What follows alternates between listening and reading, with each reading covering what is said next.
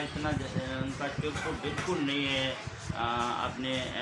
किसी भी कैंडिडेट के लिए या कोई इस तरीके का पहले जिस तरीके अपना बलदियाती इलेक्शन में उनका इतना शोर शराबा होता था, अभी वो चीज़ें जनरल इलेक्शन में नज़र नहीं आ रहे हैं। कि जमात इस्लामी को कोई ऐसा इशारा मिला है खामोश बैठने का या कोई उनका अपना कोई तरीका है, क्या आपकी समझ में आता है क्यों ये खामोश बैठते हैं? सर मेरी नज़र में हमेशा से अगर आप माजी को भी उठाकर आप देख लें, माजी में भी जमात इस्लामी ने जो कारकर्दगी दिखाई बलदियाती इलेक्शन में ही से दिखाते हैं। जनरल इलेक्शन के दिन ये लोग वैसे ही इनकी हवा गुब्बारे से निकल जाती है। अब इस बार भी मैं वही देख रहा हूँ कि ये लोग बलदियाती सतह पे मुनज़्ज़म है, लेकिन जनरल इलेक्शन में वैसे वही बात मैं वापस दोहराऊँगा, तंजीमों की सियासत होती है।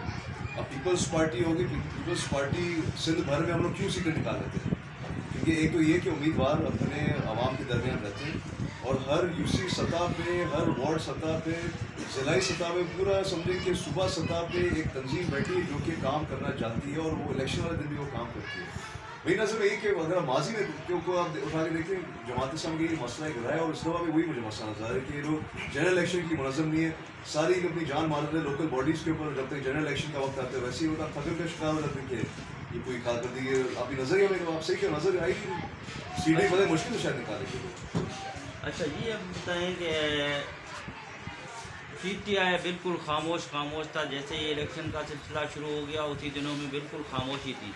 अब कुछ दिनों से PTI मैदान में आ गया है, बाकायदे मैदान सज गया है उनके लिए और उनको इतना कुछ मेरे ख्याल में मैं तो कहूँगा कि सिक्योरिटी भी फराहम किया जा रहा है उनको। अभी आपको पता है कल परसों हुआ है कि काफ़ी पुलिस वाले भी जख्मी हुए हैं, उनका रैली था, रैली में कोई मसला उनका हो गया तो उनके FIR जज ने मना कर दिया कि इनके ऊपर FIR नहीं करो। इलेक्शन कमिश्नर का भी हुक्म है कि FIR नहीं करो। अब क्या समझते हैं कि दोबारा कोई इशारा मिला है या कोई इनका खुद खामोशी था, वो खामोशी उन्होंने अपना तोड़ के दोबारा मैदान में आ गए हैं, क्या मसला है इसका? सर देखिए, PTI एक सियासी जमात है, उनका भी हक है अपना कैंपेन चलाए, ठीक है। अगर बिल्कुल ही समझे कि इसको एक अगर जो मेरी नज़र में अगर इनके साथ एक दहशतगर्द जमात जैसा अगर बर्ताव करना शुरू होंगे तो वो भी एक जाहिर सी बात है, एक